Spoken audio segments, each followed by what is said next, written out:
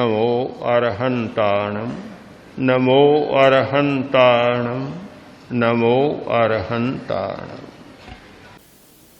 बहुत बार हमारे सामने प्रश्न आता है, आदत को कैसे बदला जाए? क्या उत्तर हो? यह कोई बच्चों का खेल नहीं है, बहुत कठिन बात है। इसका एक ही उत्तर हो सकता है।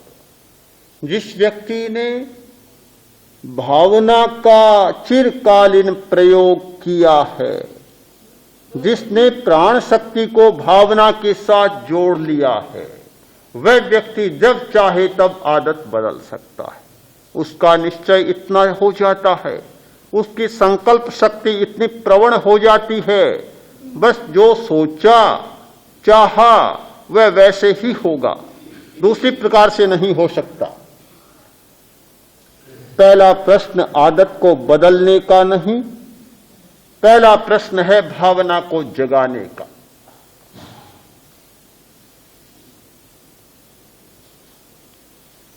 काटना है, काठ को चीरना है, हीरे को तोड़ना है। कैसे हो? बहुत कठिन है। हीरे को तोड़ना बहुत कठिन होता है, पत्थर को तोड़ना भी बड़ा कठिन होता है। हम चाह करें नहीं होगा तो उपाय निकाले गए। शस्त्र की धार जितनी तेज होगी उतना ही जल्दी कट जाएगा, टूट जाएगा। शस्त्र भोंथरा होगा, प्रयत्न करते जाएं, कुछ भी नहीं होगा। सब दायित्व है शस्त्र की धार पर। शस्त्र की धार जितनी तेज उतना जल्दी कटना और टूटना संभव होगा।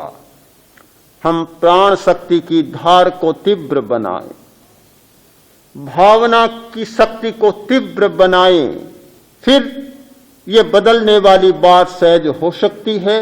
भावना का अभ्यास किए बिना यह संभव नहीं हो सकता। भावना को शक्ति मिलती है अज्ञात मस्तिष्क के द्वारा। प्रेक्षा का अभ्यास करते हैं, चित्त को विकल्प मुक्त करते हैं, शांत होकर बैठते हैं। लगता है कि क्या होगा? प्रश्न होता होगा कि ऐसे बैठने से क्या होगा? यह होगा कि जितनी शांति, जितनी समाधि, जितने निर्विकल्पता, जितने निर्विचारता, जितना मौन, जितनी मन गुप्ती, जितनी वचन गुप्ती और जितनी काय गुप्ती होगी, प्राण शक्ति उतनी प्रबल बनेगी और भावना का बल उतना विकसित होगा। आपकी भावना की धार तेज हो जाएगी। क्यों होगी?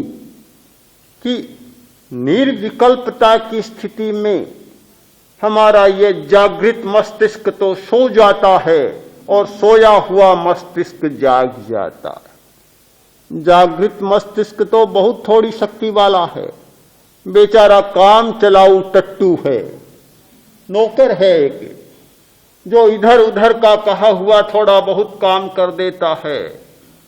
यह मालिक नहीं है। मालिक तो कोई भीतर बैठा है, जिसके पास सारी चाबियां हैं, कुंजियां हैं, जिसके हाथ में पूरा भंडार है, जो पूरे भंडार पर अपना अधिकार रखता है। वह मालिक तो भीतर बैठा है।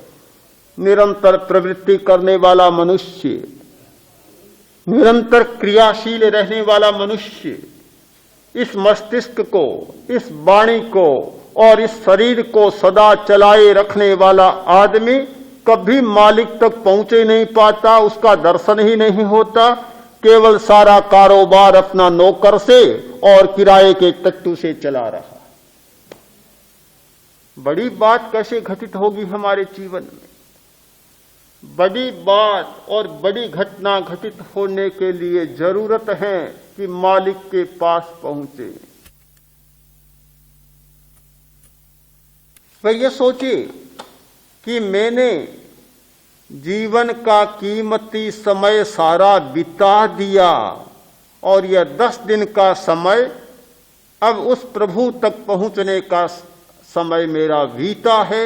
जीवन की सार्थकता है तो बस इतनी है, इसके सिवाय तो और क्या सार्थकता हो सकती। यदि हमारी दृष्टि ठीक बन जाए और जिस क्षेत्र में जो सार्थक है उसको सार्थक और व्यर्थ को व्यर्थ देखने लग जाएं, तो हमें अनुभव होगा कि जीवन में जो जो चैतन्य की सन्निधि में क्षण बीतते हैं वे हमारे सार्थक क्षण होते हैं। चैतन्य की सीमा से हटकर और पदार्थ की सीमा में जो क्षण बीतते हैं उन्हें सार्थक कहने की अपेक्षा जीवन यात्रा की सार्थकता कहें। इसमें कोई संदेह नहीं कि वह जीवन यात्रा की सार्थकता तो है, उसके बिना जीवन कैसे चले। किंतु चैतन्य की सार्थकता, एक समझदार आदमी की सार्थकता नहीं कहा जा सकता। दोनों दृष्टियां जिस दिन हमारी साफ होगी, प्रेक्षा ध्यान का मूल्य समझ में आएगा, ध्यान के अभ्यास का मूल्य समझ में आएगा। श्वास प्रेक्षा, शरीर प्रेक्षा, चैतन्य केंद्र प्रेक्षा और लेस्या ध्यान की सार्थकता हमारी समझ में आएगी। हम एक जिस वातावरण में जी रहे हैं उस वातावरण से हटकर और नए वातावरण में जीना भी सीखे। मैं इस ध्यान साधना को और ज्यादा नहीं मानता, इतना मानता हूं कि एक वातावरण में जीवन जिया। ध्यान करने वाला व्यक्ति एक नया प्रयोग कर रहा है इस वातावरण से हटकर, और हमारा एक दूसरा भी वातावरण है, उस वातावरण में जाने के लिए अपने चरण आगे बढ़ा रहा है।